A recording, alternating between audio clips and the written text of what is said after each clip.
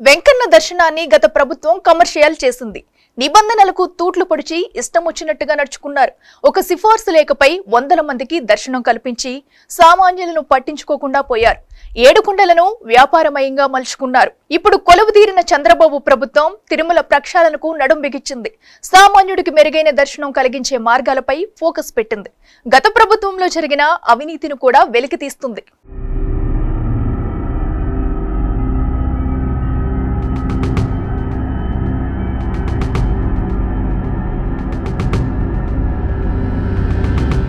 ఓం నమో వెంకటేశాయ. తిరుమల కొండపై ఆ శబ్దం ప్రతి క్షణం ప్రతిధ్వనిస్తుంది.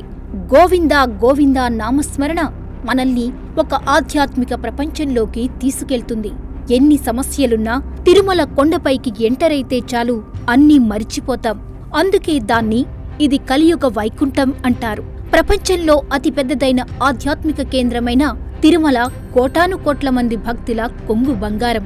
గొప్ప మహిమాన్విత చరిత్ర ఉంది తిరుమలకు.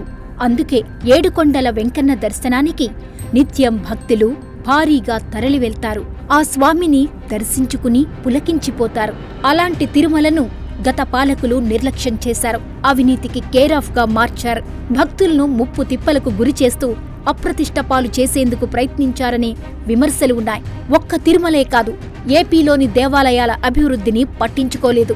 అడిగేవాడు లేకపోవడంతో వైసీపీ నేతల అరాచకాలు పేట్రేగిపోయాయి. గుడి లేదు, బడి లేదు. అంతటా వైసీపీ నాయకులు తమ ఇష్టారాజ్యంగా నడుచుకున్నారు. ప్రత్యేకించి తిరుమలలో గత 5 ఏళ్లలో భక్తులు పడిన కష్టాలు అన్నీ ఇన్నీ కావు. వైసీపీ పాలనలో ప్రతి సేవకు ధరలు పెంచడంపై శ్రద్ధ చూపారు. డబ్బులు కట్టే భక్తులపై ఆసక్తి చూపించారు.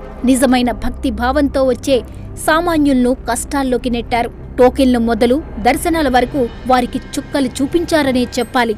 2019కి ముందు శ్రీవారి దర్శనానికి రోజుకు 1,00,000 మంది వచ్చినా సింపుల్ గా దర్శనాలు జరిగేవి. దర్శనం, లఘు దర్శనం, మహాలఘు దర్శనం అని పెట్టినా భక్తులు సర్దుకుపోయేవారు. క్యూలైన్లు 24 గంటల పాటు సాగినా ఎప్పుడూ భక్తులకు ఇక్కట్లు ఎదురైనా దాఖలాలు కనిపించలేదు. కాని జగన్ పాలనలో పరిస్థితి మారిపోయింది. ఓ పద్ధతి లేదు, వ్యవస్థ లేదు, సమాధానం చెప్పేవారూ లేరు. వెల్లువలా వచ్చే భక్తులను నియంత్రించలేక టీటీడీ చేతులెత్తేసింది. భక్తుల తాకిడిని అంచనా వేయకుండా టోకెన్లు పరిమితంగా జారీ చేస్తూ వారందర్నీ అక్కడే నిరీక్షించేలా చేశారు. ఫలితంగా కొండమీదకు వెళ్లి దేవదేవుణ్ణి దర్శించుకుని గోవిందా గోవిందా అని స్మరించాల్సిన జనం కొండ కిందనే ప్రభుత్వంపై, సీఎంపై విరుచుకుపడాల్సిన పరిస్థితి ఏర్పడింది. వైసీపీ హయాంలో దేవుణ్ణి ఎలా దోచుకున్నారో విజిలెన్స్ బయటకు తీస్తోంది. మిగతా విషయాలు పక్కన పెడితే అసలు దర్శనం పేరుతో ఎలా దోపిడీ చేశారో పత్రాలతో సహా బయటకు వస్తున్నాయి. టీటీడీ కొత్త ఈవో శ్యామలరావు విజిలెన్స్ బృందాలకు పెద్ద పని పెట్టారు. 4-5 విభాగాలుగా మార్చి అన్నింటిలోనూ లెక్కలు బయటకు తీయిస్తున్నారు. దర్శనాల్లో చేసిన దందాల గురించి ప్రత్యేకంగా ఆరా తీస్తున్నారు. ఇందులో భాగంగా ప్రజాప్రతినిధుల పేర్లతో వచ్చిన సిఫార్సు లేఖలు వెలుగులోకి వస్తున్నాయి. కొద్ది రోజుల కిందట చెవిరెడ్డి భాస్కర్ రెడ్డి ఒక్క లేఖ మీద 100 మందిని వీఐపీ దర్శనానికి పంపించిన సిఫార్సు లేఖ వెలుగు చూస్తుంది. వీఐపీ బ్రేక్ దర్శనం టికెట్లను వైసీపీ ప్రభుత్వం వచ్చిన తర్వాత శ్రీవారి ట్రస్ట్ ద్వారా 10,000కు అమ్మడం ప్రారంభించారు. టికెట్ ధర 500 అయినప్పటికీ శ్రీవాణి ట్రస్ట్కు 10,000 విరాళమిస్తే ఆ టికెట్ అమ్ముతారు.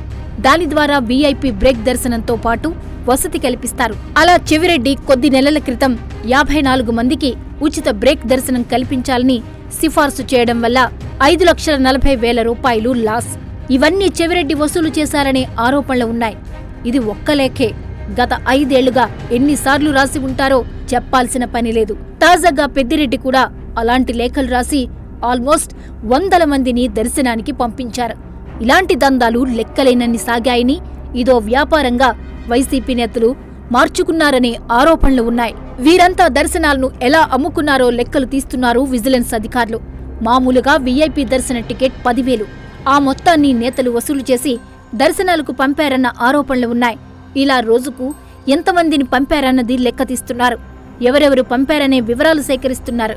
మంత్రిగా ఉన్న టైంలో రోజాతో పాటు దర్శనానికి చాలా మంది భక్తులు వెళ్లేవారు. వారంతా ఎవరు, ఎంతమంది వచ్చారు అనే వివరాలు కూడా వెలుగులోకి తెస్తున్నారు విజిలెన్స్ అధికారులు. దాదాపు ప్రతి వారం దర్శనానికి వచ్చేవారు రోజా. ఒక మంత్రి హోదాలో శ్రీవారి సేవలో పాల్గొనడం తప్పేమీ కాదు. కాని తనతో పాటు నిబంధనలకు విరుద్ధంగా అధికారాన్ని అడ్డం పెట్టుకుని సామాన్యులను ఇబ్బందులకు గురి చేస్తూ ఎంతమందిని దర్శనాలకు తీసుకువెళ్లారు, ఎంత వసూలు చేసి ఉంటారనే కోణంలో విజిలెన్స్ ఫోకస్ పెట్టింది.